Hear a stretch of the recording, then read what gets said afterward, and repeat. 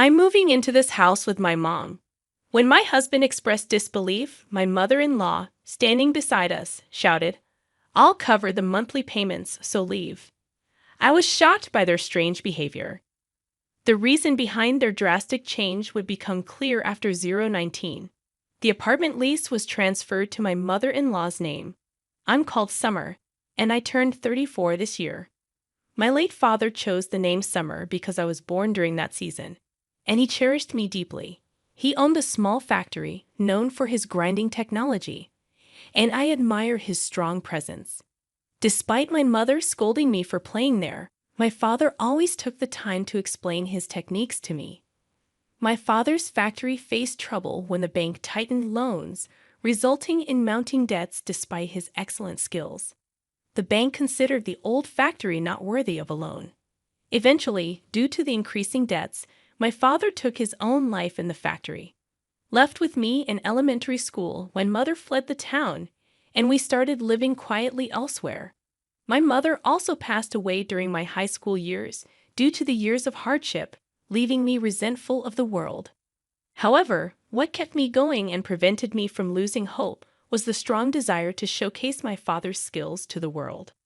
I worked hard, earned a scholarship, completed high school, and managed multiple part-time jobs to cover living expenses while studying engineering at a public university. I met Jason, my husband, during university. He was a bit disorganized and often asked for my lecture notes. Since I didn't have many friends in university, Jason's friendly approach gradually drew me to him. Unlike other men, he wasn't put off by my assertiveness. He deeply respected me, saying, "Summer, you're amazing." It gave me a warm feeling, reminiscent of when my father praised me. After graduating from university, Jason secured a job at a small to medium-sized enterprise, while I joined a large corporation. We moved in together right after graduation. Jason took the initiative in household chores, which was a huge help as I was busy with work. 6 years later, at the age of 28, armed with skills and connections, I embarked on realizing my dream of reviving my father's small factory. Jason, always supportive, cheered, "Finally, your dream is coming true." Although marriage had been a topic over those 6 years, I insisted on waiting until my dream materialized, and he patiently waited. To kickstart the project, I raised funds through crowdfunding, leveraging my identity as a female engineer. I became the face of the campaign, garnering support for women's empowerment, gradually accumulating resources and talent. 4 years later, I successfully breathed new life into the small factory.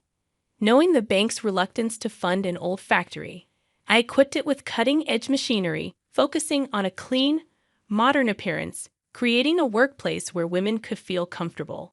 The business took off smoothly, swiftly ascending to the ranks of top-tier factories. To the world, I might have seemed like a fortunate female success story, but it was the outcome of my unwavering effort. Only Jason, my companion since university, truly understood this. Unfortunately, instead of rejoicing in my achievements, Jason, who faced challenges in his job at the small to medium-sized enterprise, lagged behind his peers, and remained a regular employee, grew increasingly cynical. He started envying others, and whenever we met, he'd express his discontent, saying things like, "You're doing well," or "You deserve someone better than me." I consistently reassured him that my success was thanks to his unwavering support. Although unsure if I would have succeeded without him, he remained unconvinced. So, as proof, I decided to marry him and assured him he could stay just the way he was. What I desired from him was tranquility and solace, an innocent heart genuinely moved by my endeavors. However, perhaps things change after a decade as a working adult. I hoped marriage would bring peace to his heart, but little did I know it would have the opposite effect, leading to days filled with regret. When our marriage was arranged, we promptly visited both families. I had the impression that Jason's family, being a typical office worker's household, must be cheerful since Jason grew up there. However, the reality was starkly different. Their home was a 50-year-old wooden structure, showing signs of wear and tear, seemingly on the verge of collapse. Upon seeing me, Jason's mother gave me a sharp look and remarked, "So, you're the rich president everyone's talking about." Having seen my face in the media during fundraising, she seemed to interpret my well-dressed appearance as an arrogant display of wealth. "Jason has been under your care quite a bit, hasn't he? Oh, how thankful we are. Please come in, even though it's dirty," she continued sarcastically, leading me inside. Jason, standing behind me, shrugged as if it were routine and nudged me forward. Jason's father, perhaps unintentionally, wore a worn-out, lint-covered outfit and took a seat on the sofa. "Oh, sorry about this. We were raised this way, different from some rich folks," he apologized, offering a seat. I felt like I had ventured into enemy territory alone, but Jason sat quietly beside me, offering no support. His parents would counter, "That's how rich people are different from us commoners," to anything I said, making any meaningful interaction nearly impossible. Later, I inquired with Jason about his parents' aversion to the wealthy. He confirmed it, revealing that he had held such sentiments since childhood. Whenever he saw a large house, he'd comment, "They must have done something bad to build that. Rich people are definitely up to no good. They don't have a heart. Those born into rich families always look down on us commoners. Don't associate with such people." He harbored a strong dislike for the affluent, and his parents even scolded him for befriending a classmate from a wealthy landowner's family. Despite not growing up wealthy and having once envied the rich, I was curious about the origins of such sentiments. It turned out Jason's parents didn't approve of our relationship. His mother frequently accused me of exploiting him, and his father taunted him, saying, "Don't let a woman oppress you." While Jason's growing bitterness as I succeeded might have been influenced by his parents, my wealth was dedicated to fulfilling my late father's dream, not to belittle or take advantage of others. Although Jason had explained this, my success seemed to overshadow everything else in their eyes.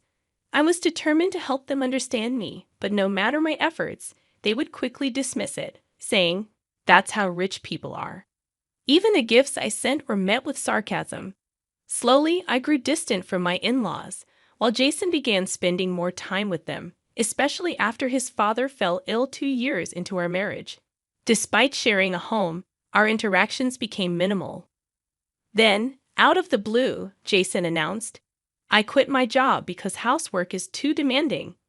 His unilateral decision angered me, considering our lack of communication, making us seem like a couple in name only. Although he claimed to be busy with housework, he often went out, seemingly to the casino. When I brought this up, he retorted, "Just hire a housekeeping service. I'm not your servant, and you have the money, so it's fine." I was left speechless. About 2 months after his father's passing, Jason and his mother, wearing solemn expressions, appeared at my house. Jason declared, "I'm moving into this house with my mom." As I stood there in shock, my mother-in-law, positioned behind me, stepped forward and shouted, "I'll cover the monthly payments to leave." Surprised, I blurted out, "Wait, please. Can you afford the rent, mother?"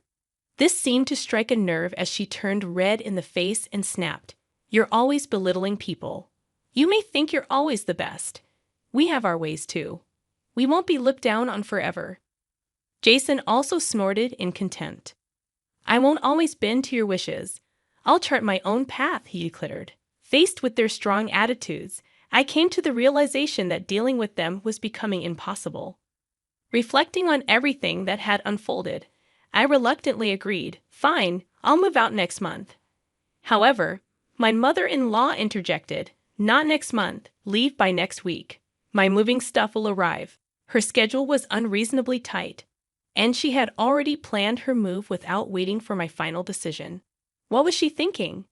As I hesitated, she casually remarked, "You're wealthy, just hire someone to move for you." It wasn't about the money. It seemed they couldn't look past the notion that being affluent makes you less human. I started to ponder, why don't they find a new place? This is my rental. But as if predicting this, my mother-in-law countered, "This is Jason's place. Just because you make some money, don't get too carried away." It was evident she disliked that I earned more than Jason. Glancing at Jason once more, I saw a man so different from when we first met, his face contorted and unappealing. His appearance became repugnant, and I questioned why I had married him in the first place. In that moment, a strong desire to leave and not share the same air with them overcame me. This, I thought to myself, is the moment one decides on a divorce. Turning away from them, I calmly stated, "Fine, I'll move out this weekend. We'll handle the paperwork." At that, they exchanged triumphant glances, almost reveling in the feeling of defeating a longtime adversary. It felt strangely liberating. Swiftly, I searched for a new apartment and a moving company, sorting out all the necessary paperwork. Despite being occupied with business trips, I managed it all. Upon returning home to find Jason asleep and treating me as if I were invisible over the weekend, he emotionlessly signed the divorce papers, and my former mother-in-law signed the lease agreement with the real estate agent. I wondered if she even considered the $6,000 rent. So I left the luxury condo, moving out solo. Naturally, I opted for a high-security apartment, a one-room space sufficient for one person.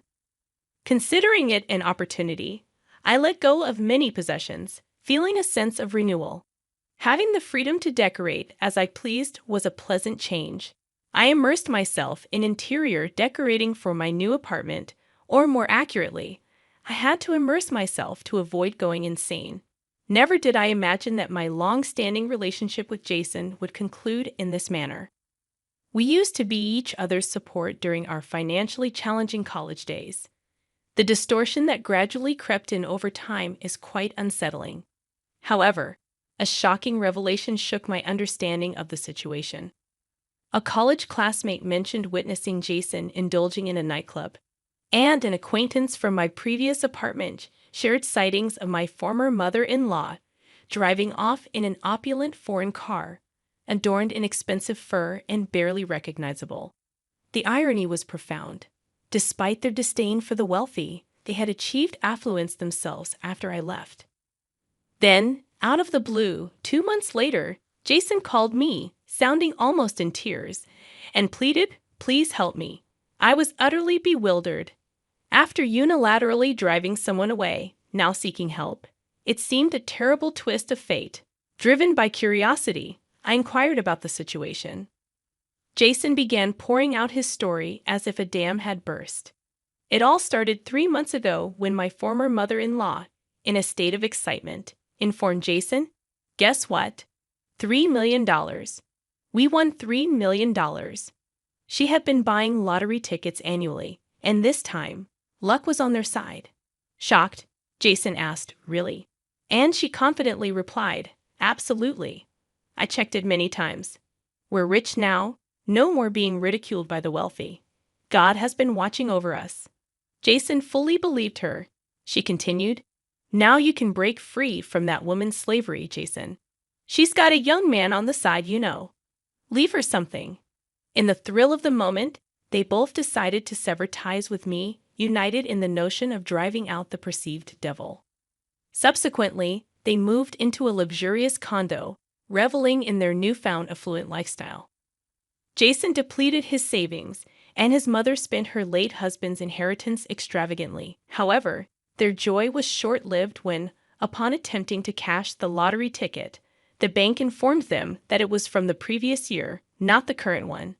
Despair engulfed them as it was revealed that the mother had mistakenly checked this year's numbers on last year's ticket. Their hesitation to cash it immediately, fearing my potential claim in the divorce, backfired. Stunned, my response was a simple, "That's unfortunate," and as I prepared to end the call, Jason desperately inquired, "Can I seek compensation, right?" I couldn't fathom the audacity. Compensation? You were the one making baseless accusations, quitting your job and claiming compensation for housework you didn't do. I never requested him to quit his job, and instead of contributing to household chores, he was squandering his time gambling. My anger flared, and I couldn't hold back, yelling, "Don't be absurd, you lazy husband." My sudden outburst surprised Jason, evident in the fear discernible over the phone. If anyone deserves compensation, it's me being kicked out like that, enduring constant complaints about the wealthy from a jealous mother and son who never made an effort. Having aired my grievances, I felt a sense of relief and hung up. The lottery ticket blunder was a foolish mistake. Well, they are just another family to me now. Their fate is of no concern to me. 3 days later, a familiar figure appeared in front of my factory. It was my former mother-in-law, disheveled and clad in worn-out clothes. She seemed like a victim as she suddenly knelt, pleading, "Please, please. I can't afford the $6,000 rent. Please come back." Letting out a sigh, I responded, "Didn't you read the documents? You should check things more carefully. First, the lottery ticket, and now this." She looked up resentfully, saying, "Are you going to abandon this unlucky mother and son?" I shook my head, stating, "Luck is something you create. I've forged my own luck." "What have you been doing?" Dumbfounded, she slumped, and I walked past her without offering assistance. Glancing back after a while, she was still seated there. I didn't look back again and continued on my way. Later, I learned that Jason and his mother were evicted from the luxury condo. They relocated to a dilapidated wooden apartment, working tirelessly in part-time jobs, having depleted all their savings. Meanwhile, I intensified my focus on work, and my factory expanded beyond a small-scale operation. I acquired a larger plot nearby to construct a new factory with facilities for parental leave and childcare. Although I can't share this progress with my parents, witnessing happy families with children at work brings back memories of my childhood and fills me with joy.